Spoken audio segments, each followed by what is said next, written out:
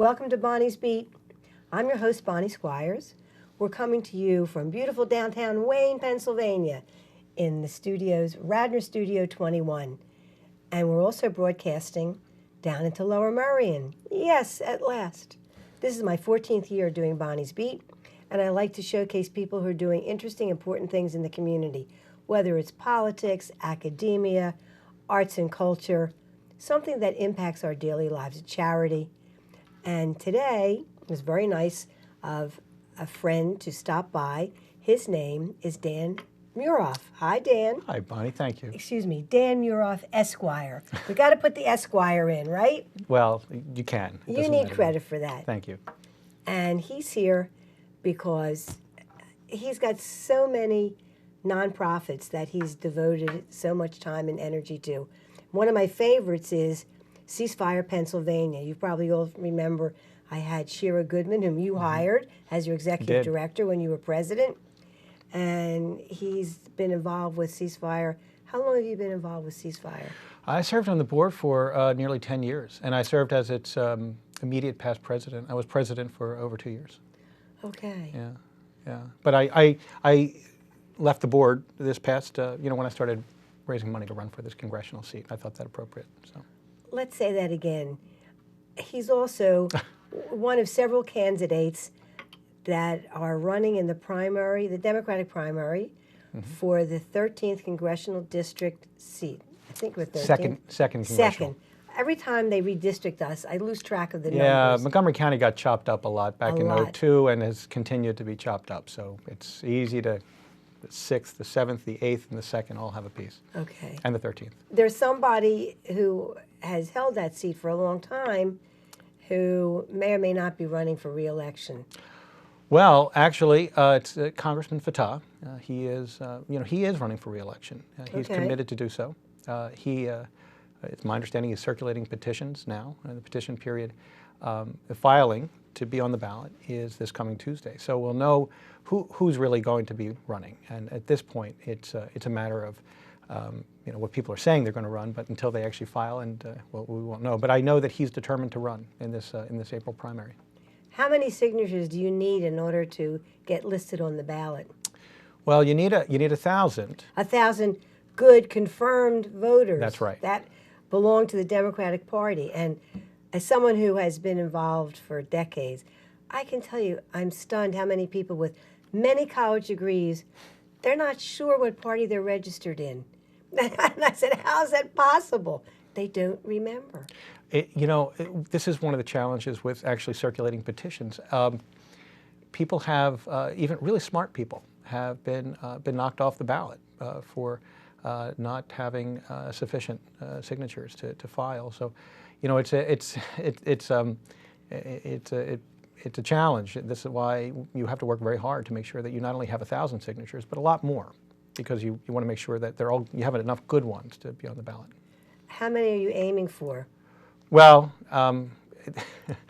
we're going to be north of a couple of thousand, probably in the few thousand range. And that's good. Want to be sure that we have enough to be secure. So.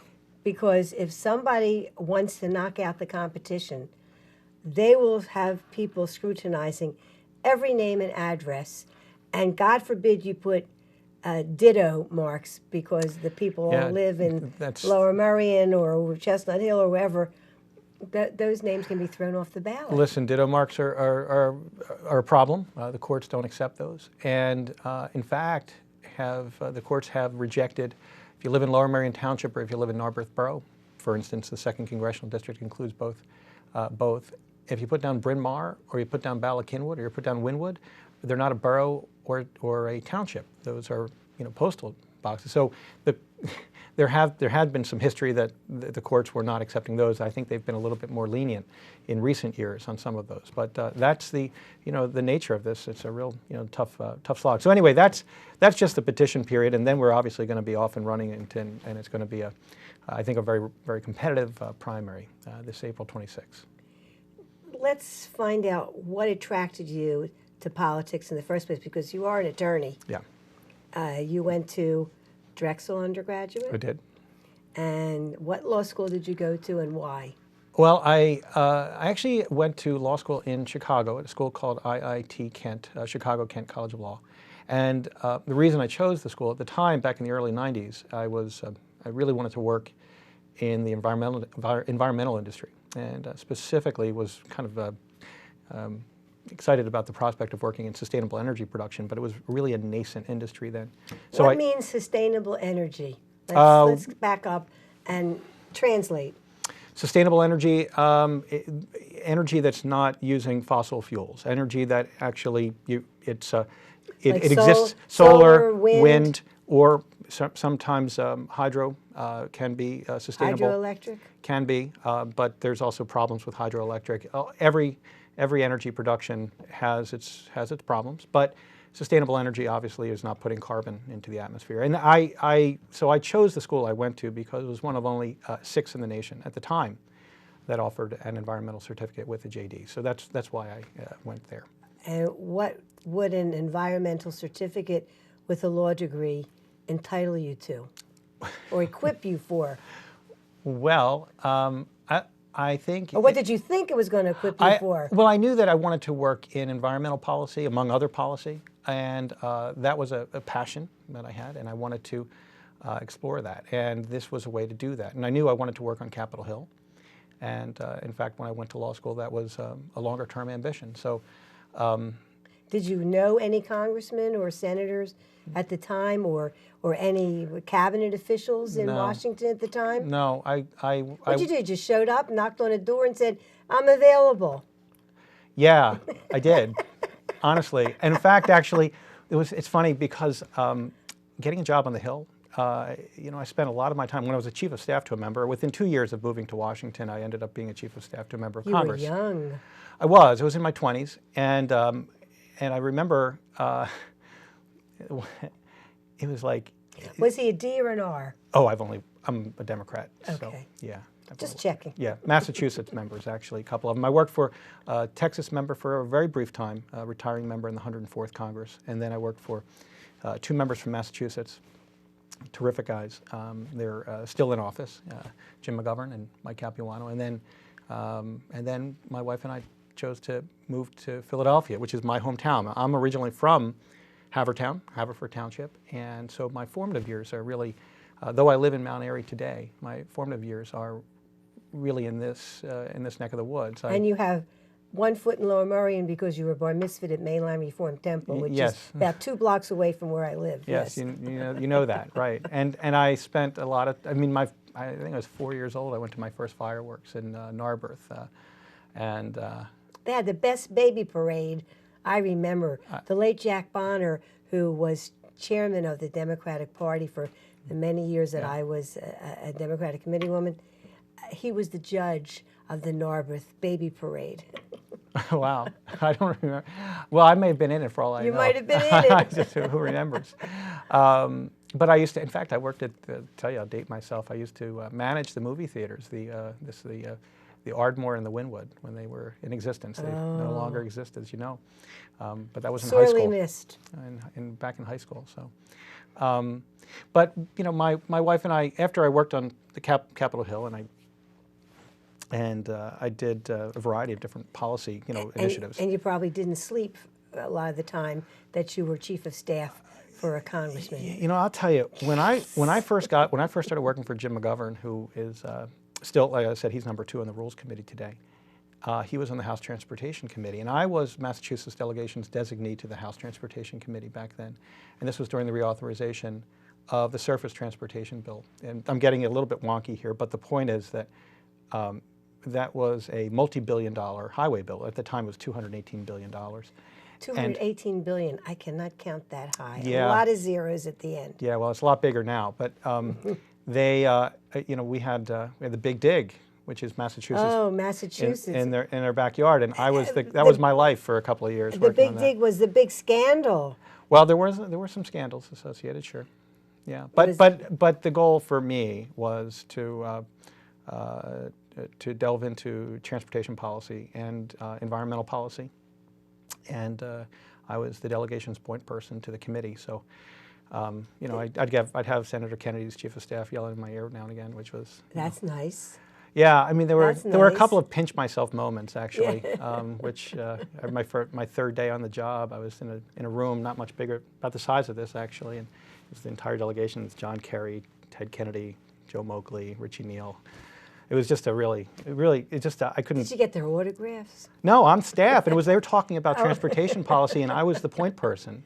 And they're taking your advice. No, I was my third day on the job. I was just like trying to take it all in. Oh. And yeah, it was daunting, but it was great. What a great experience. So, really enjoy it. I love the work that I did, and I know my way around, obviously, policy in Washington. And you know your way around Congress also. I do. Having lived there for how many years? We were there for about 7 years, and never should have sold that house, actually. Kept it out. Big mistake. But so we moved to Philadelphia, which is my hometown. Actually, we moved to the city proper. We chose Mount Airy. And I've been involved in a lot of, so I am an attorney, but I don't practice traditional law. I work in the area of, I do some communications and advocacy, mostly for arts and cultural not-for-profits. So you'd be familiar with a lot of the clients that I have, and I mean, I'm very proud of working for them.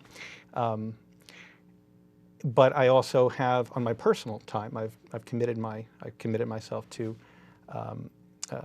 not-for-profit service as well. So while professionally, when Paul Levy needed somebody to help him get money for what would become Dilworth Park, Dilworth Plaza down on the apron of City Hall, he asked me to help because he needed somebody who knows the way around Washington, and we were successful at getting $15 million for that, so I'm really proud. $15 million. Yeah, that was a few years ago. And so I share that with you because, I mean, I said, I am in this race for this congressional seat, among the challengers I feel confident that I'm the most experienced in this space. But I also, and I've worked with other organizations at the state level.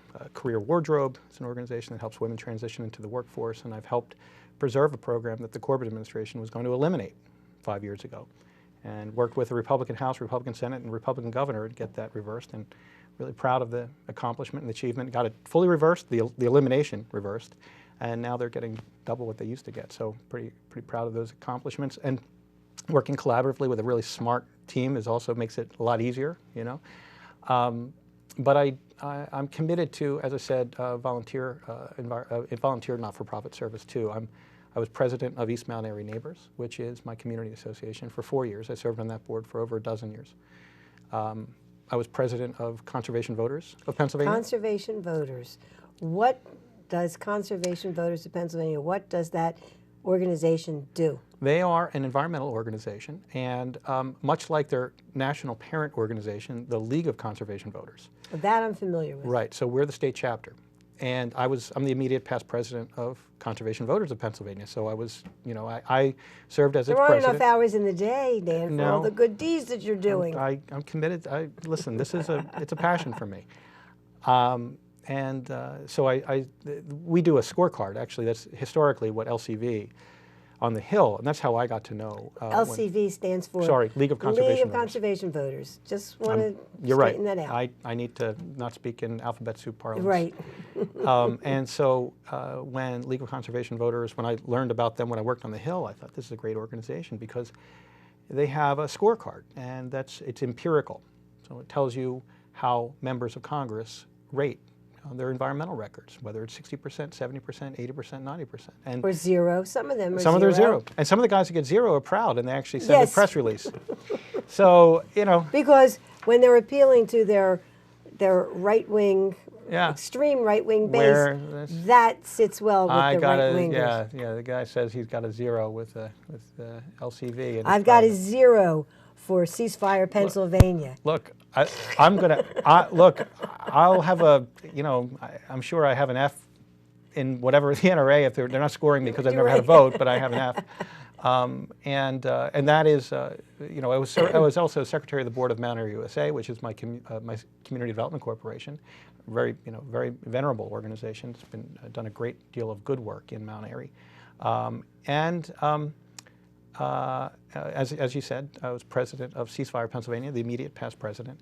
I'm also the 9th Ward Democratic leader in the city of Philadelphia, which is all of Chestnut Hill and about a third of Mount Airy. And that's one of the progressive open wards in a city that is known for sort of bare knuckle politics. We keep it, we make sure that we interview people and have a very fair and open process. So I'm very proud of that. Okay, Yeah. a gentleman. Well, it's what's expected of us too. When you're looking at the debates on the national level for the presidential primaries, what comes to your mind? Well, look, I think that on the Democratic primary, I think it's been substantive. They do talk about issues, Hillary and Bernie. Everybody knows I'm a Hillary person. Yeah. But I admire Bernie Sanders too because they're talking about issues. The question I had about Bernie was, if he's been in the Senate for forever, how come I can't think of a bill that has his name on it or an initiative that has his name on it? Maybe you know better than I do. Well, I can help you with that, although I'm not. This is not taking a position. I'm not going to share what position I have on this. I mean, but I will say that Bernie was one of the lead authors of the Veterans Bill last year. In fact. Yeah, but that's recent history. I'm talking if he's been there for 30, 40 years. There are others that, Dodd-Frank. You know the names of the... Right, they were chairmen of their respective Right. committees. I mean, Right. and I'm not in any way defending or vilifying or criticizing or denouncing or whatever. I'm just saying, Barney Frank was, chairman of the House Financial Services Committee, and We miss Barney. Oh, do we miss Barney? Barney. I worked in the Massachusetts delegation, so He was a firebrand. yeah, and his chief of staff and his staff were good friends. Smart guy, really smart guy, whip smart. But this is.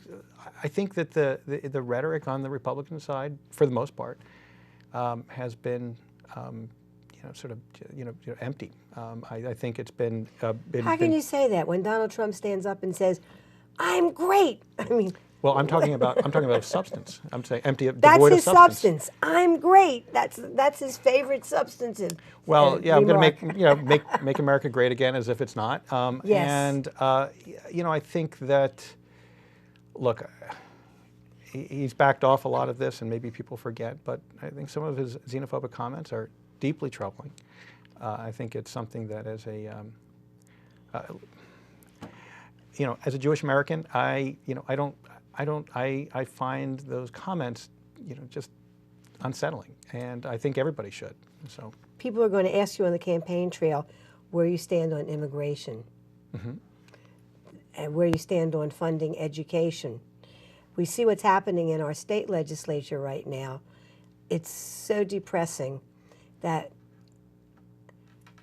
it's the Republicans that are that are kowtowing to the right wing of their party that refuse to honor the compromise agreement that the Democratic leadership and the Republican leadership in Harrisburg came to and agreed on in December. And all of a sudden, Speaker Turzai sends them home, and that's it.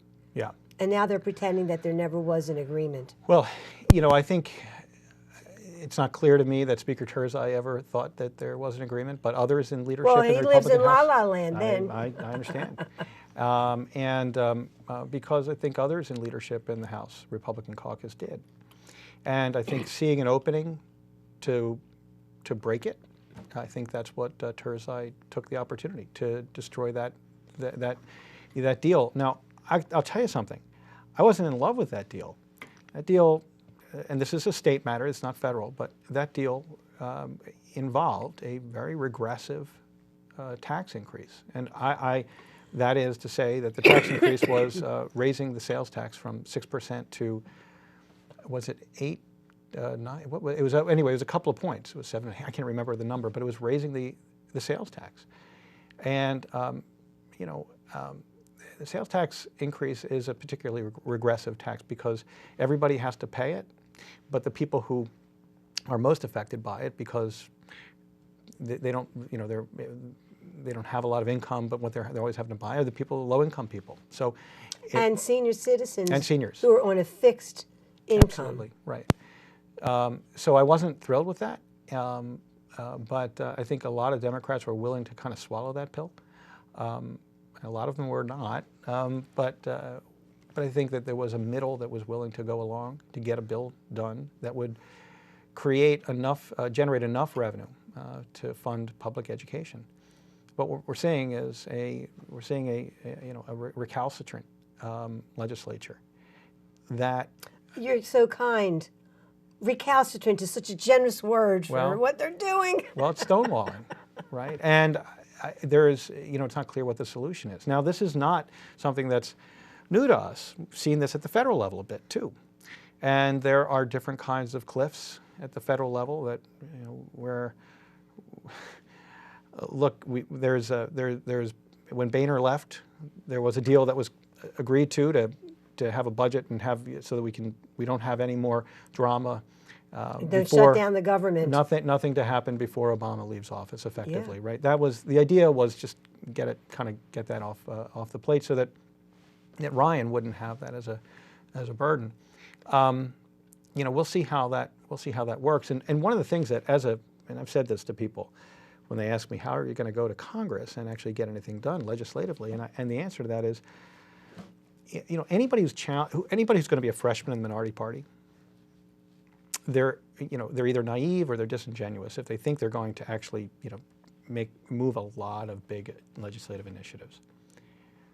But having been on the Hill and understanding how it works both on the Hill and outside the Hill, from as an attorney and as a consultant, there are opportunities to partner with agencies, and that was actually, as I shared with you, the Center City District was the Dilworth Plaza was a big partnership with the U.S. Transportation Department of Transportation Secretary. These were secretary earmarks. They said earmarks were banned. That's true since 2008 at the legislative level, but not at the executive level. So there's opportunities, and there's always a way around something. There is, and you have to know how to. You have to know the ins and outs, though. Pull the levers of government, and that's something that I know that I'm best equipped going in there, amongst anybody who's challenging the incumbent in this race. I know my way and how to do it, and I have a proven track record of doing it. So, that's one of the. This is one of the challenges. This is one of the challenges in going into a tough legislative climate. You recognize what you can do, and you need to have the wisdom to know what you can't. And you also have to talk to the people in the other party.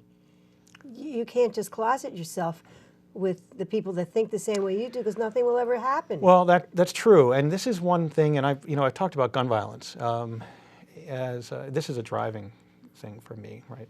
I spoke. I told you this, and I haven't spoken to this point. But though I was raised in Haverford Township, in Havertown, and in a modest twin, and my mother. She worked for the school district of Philadelphia. She was a court representative to the juvenile courts, but she was active in her union, the Philadelphia Federation of Teachers. In fact, she was on the executive committee. She was one of the people who really built the union back in the 70s and the early 80s. And so it wasn't just about setting an example at home. It was about setting an example outside of the home as well. And my father was in the garment business, the schmata businesses, and so this was an example of civic engagement that lit a fire, but also what did lit a fire for Dan Muroff. Let's put your information back on the screen in case people want to check you out. www.muroff4congress.com, 267-538-0326. Is that your campaign office? It's my campaign number, right? That's my campaign number and campaign email address. And thank you for highlighting that. And I was going to say, I also had some other challenges as a kid. I shared with you my sister had a substance abuse problem, and one that did not end well. And And this is, she, in and out of jail, and tough being raised in this climate. And I just say to people, unless you've lived in it, it's really hard to understand how much it affects a. The headline about the young man Decker, who had gotten hooked on painkillers because he had surgery from an athletic injury. His name was Decker. I think he was 30 years old. Yeah, I mean, there's so many stories about this. What a tragedy! People, what a tragedy! It is. There's so many tragedies. Andy Reid's son. Yes, right. Oh Another my God. really tragic, and Yeah. and it always associated with this. And most of the time it's nonviolent, but there's always a criminal record, or I shouldn't say always, often a criminal record. And that was the case for my sister, and it made it impossible for her to break through. She tried on occasion to get, to make it, and she couldn't. And to get a job, but she had a job, and then she'd lose a job. They find out about her history, and that would be, So, I think it can't be an indelible mark for a young person who does something stupid. And this goes to my point I was talking about gun violence, whether it's illegal drugs or whether it's a gun. I think the instruments of self-destruction for young people, something we have a fiduciary responsibility to the next generation to do everything we can to take it out of their hands, to make sure they don't have access to it. And that's why I fight so hard on gun violence prevention, because and I share this story so that people understand what motivates me, that I feel very passionately about families and about the things that can tear apart the fabric of a family and a community. And you ask about dealing with the other side, Republicans on issues. To me, gun violence is something that affects, whether it affects you directly or indirectly, it affects everybody, because it affects a community, affects a city. It creates a climate of people who live in the suburbs, sometimes the inner ring suburbs. I don't want to go in the city, it's dangerous, there's gun violence. Yeah, in the meantime, I can point to all the places where an estranged husband has waited, lurked, and shot and killed the wife in the driveway in Bryn Mawr. Right. And Lower Merion School District, and years ago, an estranged husband waited for the wife who was a kindergarten teacher, shot and killed her in front of all the kids. Yeah. I mean, there is no community that is immune to gun violence. Absolutely. And the argument that the other side has arguments that a lot of them don't make any sense. Like, my favorite is, the only people who will abide by the laws are the law-abiding people. I'm like, well, yeah, well, that's true for homicide as well as gun violence. I don't understand. The argument is just circular and irrational, and it's just a bumper sticker. And I'm frustrated with it. But I also recognize that when 90% of Americans agree that we should have criminal background checks, yes, I am committed to fighting for this and making it a priority for myself getting into Congress. And I'm not going to stop on this, because to me, it's a serious. That's why when I was invited to serve on the board of Ceasefire Pennsylvania, I did, and that's why when I was asked to serve as its president, I did. And we have to give credit to the Honigmans. Lynn and Harold have been fantastic. Lynn Honigman is a saint. She is. She's unbelievable. She's been tremendous on this issue. Moms Against Guns. And she then their organization merged with Ceasefire. Merged with Ceasefire. And she's a brave lady. We had Sister Mary Scullion on the board, and right. She's now on our advisory committee. As I said, I felt it appropriate to withdraw from these organizations of the boards because of my because of this, when I started raising money for the congressional. The political pursuit. I thought yes. I thought it a bit unseemly to try to serve on a board, and then that particularly one that sometimes does endorsements of candidates, and though we don't do federal, I still felt, so that's why I did. Okay. Not to mention the fact that it takes a lot of time, and this takes a lot of time. A lot of time. Yeah.